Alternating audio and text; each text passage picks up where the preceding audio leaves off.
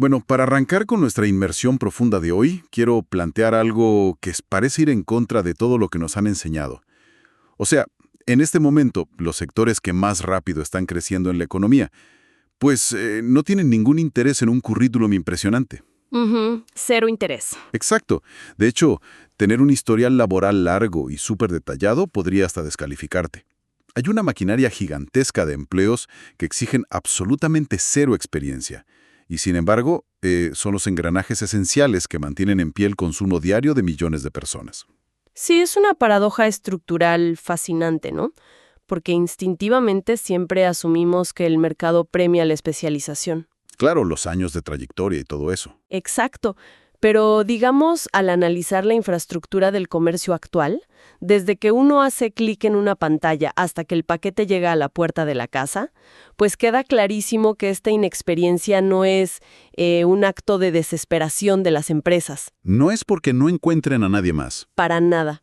Es una estrategia de contratación súper calculada y, la verdad, muy bien engrasada. Y ese es justamente el objetivo de nuestro análisis de hoy. Vamos a desarmar toda la mecánica de esta maquinaria porque tenemos sobre la mesa extractos muy reveladores sobre 4 grandes pilares económicos que están absorbiendo trabajadores desde cero a un ritmo masivo. Que son el comercio, la logística, la hostelería y, sorprendentemente, el sector tecnológico. Así es. Y la misión de esta charla es entender no solo qué perfiles buscan, sino la lógica de negocio detrás de preferir a un novato, ¿verdad? Cómo diseñan estos roles para que cualquiera pueda hacerlos y al final, pues la cruda realidad del tope salarial en estas industrias. Bueno, para entender toda esta lógica, creo que hay que mirar primero la cara más frontal del sistema. O sea, el comercio minorista y los centros de atención telefónica, los famosos call centers. Ajá, el frente de batalla, digamos. Exactamente. Las grandes cadenas, ya sean tiendas de ropa o supermercados inmensos, y las líneas de soporte técnico tienen tasas de rotación altísimas. La gente entra y sale todo el tiempo. Sí, eso es súper común. Y curiosamente, su respuesta a esta rotación constante no es tratar de retener al talento ofreciendo mejores condiciones a largo plazo.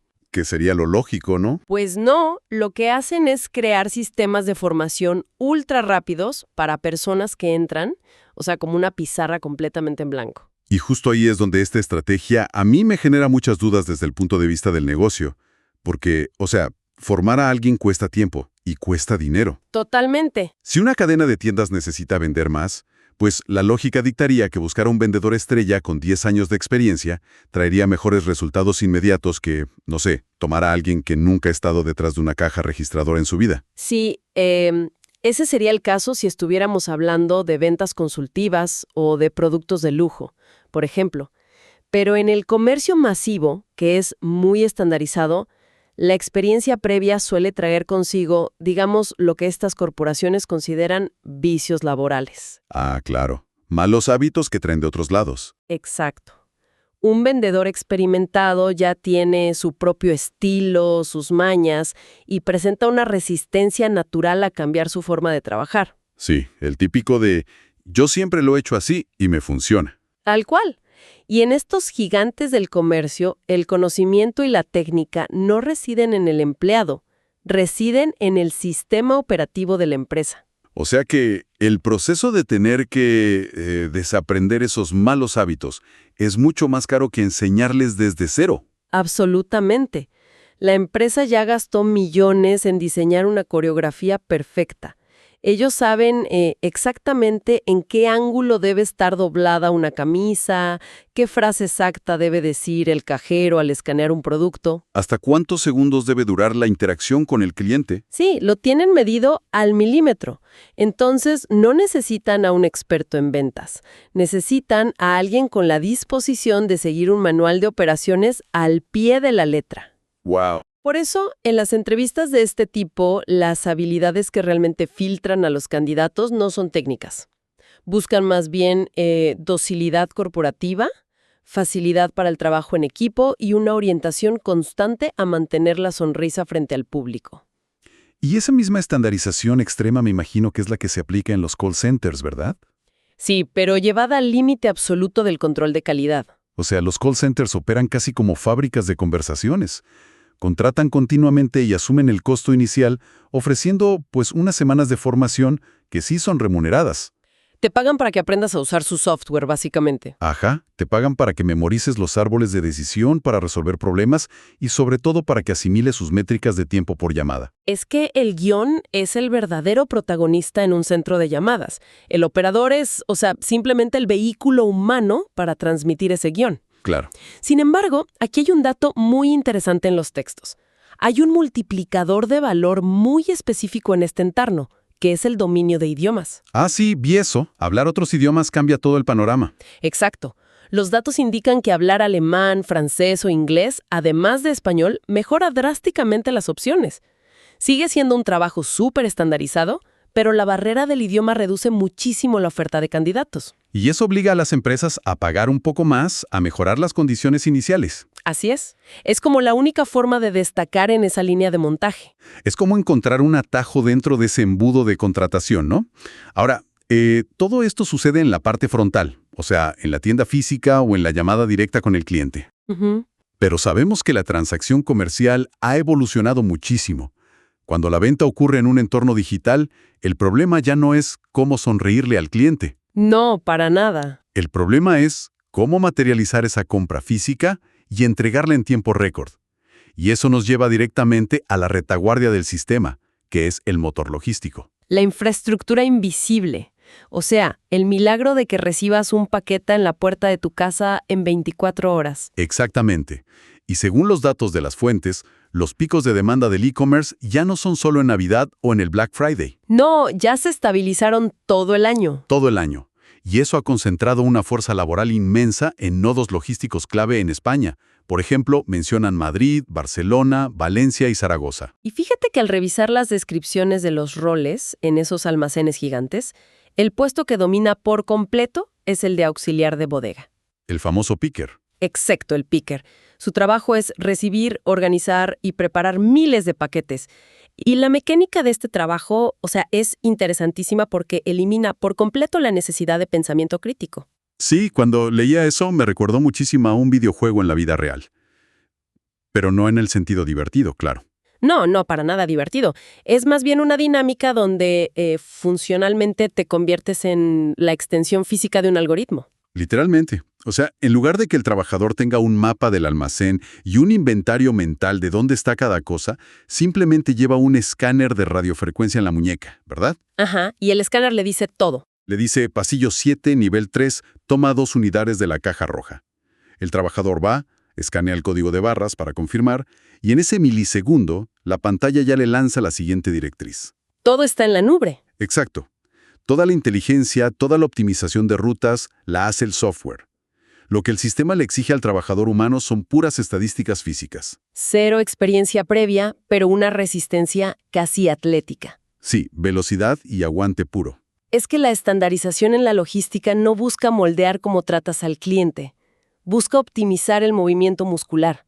Te exigen un dinamismo extremo, aguantar jornadas enteras caminando kilómetros sobre pisos de cemento. Levantando peso constantemente. Sí, y manteniendo una velocidad que el mismo aparatito, el escáner en tu muñeca, está midiendo segundo a segundo. ¡Qué locura! Y bueno, una vez que ese picker logra armar el paquete a la velocidad que le exigen, el relevo lo toma el repartidor de última milla. El que te lo lleva a la puerta. Ajá. Y la investigación detalla que esta demanda de conductores para entregas locales, ya sea en camioneta, en moto, incluso en bicicleta, se ha vuelto un pilar estructural de la economía. Y de nuevo, la barrera de entrada está por el suelo. Sí, solo te piden la licencia de conducir y que conozcas las reglas de tránsito básicas. O sea, no importa si tienes una maestría en filosofía o si apenas terminaste la secundaria ayer. Al mercado le da igual.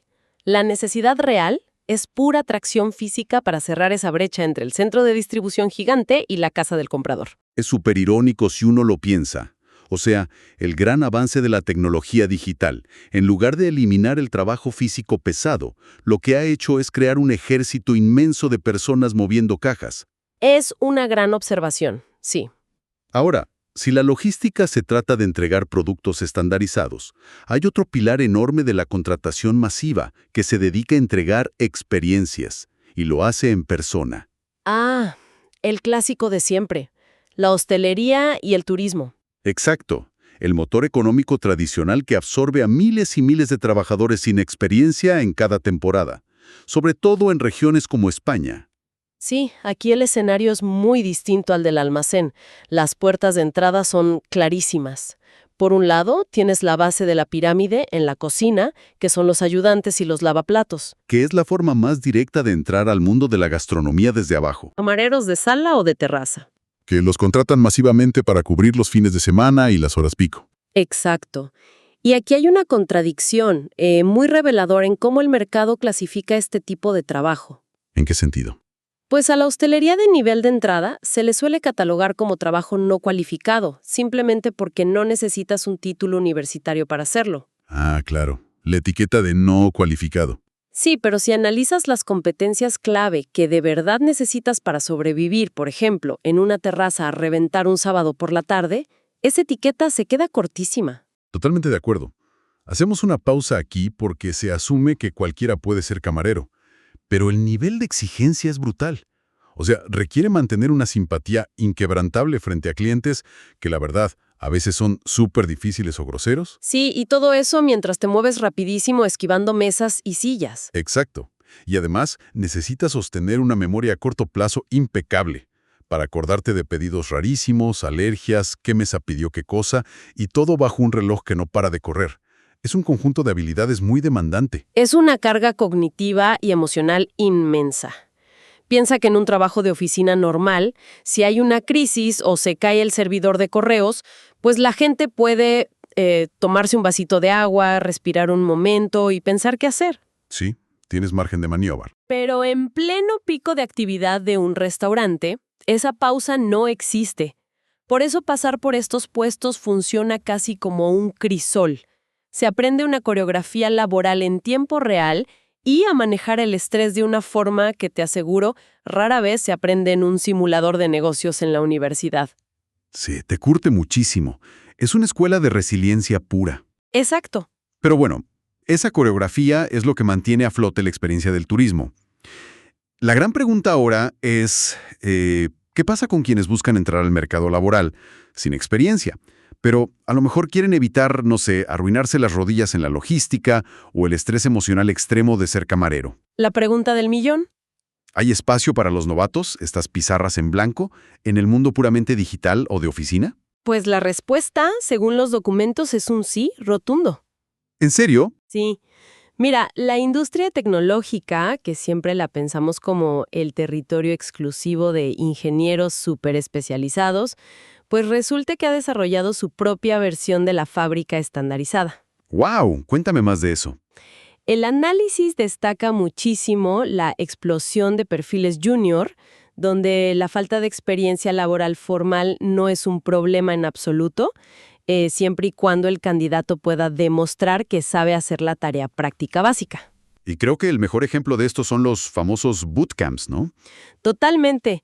Las empresas de consultoría de software y desarrollo ya no tienen la paciencia de esperar a que las universidades gradúen a suficientes ingenieros cada año. Necesitan gente ya. Para allá. Así que están absorbiendo masivamente a egresados de estos bootcamps, que son programas intensivos de apenas unos meses, y los contratan como programadores trainee o junior. O sea, los meten en sus propios moldes corporativos para que programen única y exclusivamente bajo los estándares de esa empresa.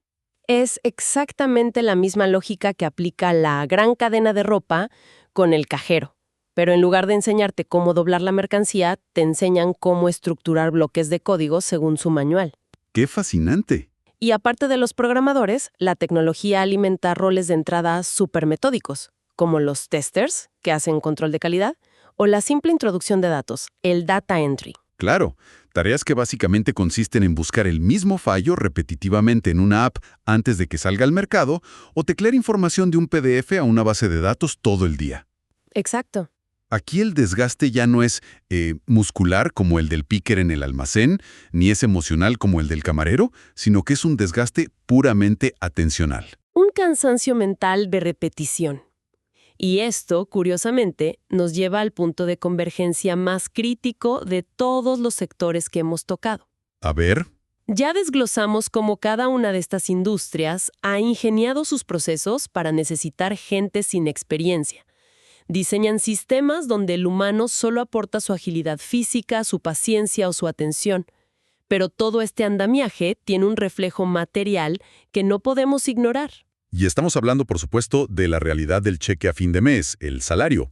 Exactamente. Y aquí es donde esa ilusión de oportunidad abundante choca de frente como un tren contra la realidad económica. Es un golpe duro. Sí, porque a pesar de las altísimas exigencias de las que hemos estado platicando, o sea, correr con un escáner 8 horas seguidas, soportar a clientes gritándote en la cara por una reservación o quemarte los ojos buscando errores en un código, el rango salarial para estos puestos de entrada es prácticamente un bloque estático de concreto. No se mueve de ahí. Para nada. Las cifras base en comercio, logística y hostelería rondan el salario mínimo interprofesional o apenas rasguñan el piso de los convenios colectivos. Estamos hablando, para que quienes nos escuchan tengan el dato claro, de una franja de entre 1.200 y 1.450 euros brutos al mes por una jornada completa. O sea, un techo de cristal, pero construido con los materiales más sólidos de la economía de escala. Y eso expone la mecánica más fría de toda esta situación, ¿no? Sí, porque en estos sectores masivos, el dinero que recibe el trabajador a fin de mes no tiene absolutamente ninguna correlación con el nivel de esfuerzo físico o estrés mental que padece todos los días. El mercado simplemente no te paga por sudar más, ni por tener más empatía, ni por acabar exhausto. No le importa tu cansancio. Entonces, si el salario no mide el nivel de sacrificio que exige el puesto, ¿qué es lo que ancla esos números tan estrictamente al sueldo mínimo? ¿Por qué no pagan más si el trabajo es tan duro? Pues se reduce al principio más antiguo de la economía, el de la oferta y la demanda, pero aplicado, digamos, a la intercambiabilidad humana. A ver, explícame eso. Si una corporación diseña un rol de manera que cualquier adulto sin formación previa pueda aprender a hacerlo de manera aceptable en un par de días de capacitación, Ajá. pues básicamente convierte a toda la población activa de un país en su reserva personal de talento. Claro, cualquiera puede ser tu empleado. Exacto. Y si el grupo de personas capaces de realizar ese trabajo es esencialmente infinito, pues el precio de ese trabajo, que es el salario, se desploma automáticamente hasta el mínimo legal permitido. Es decir, que esta estandarización de la que hablamos al principio, o sea, el escáner que te dice a qué pasillo ir, o el guión telefónico que te dice palabra por palabra qué contestarle al cliente enfurecido, no es solo una forma de mantener la calidad del servicio. No, es mucho más que eso. Es una herramienta financiera diseñada para asegurarse de que el trabajador no tenga ni un gramo de poder de negociación. Así es.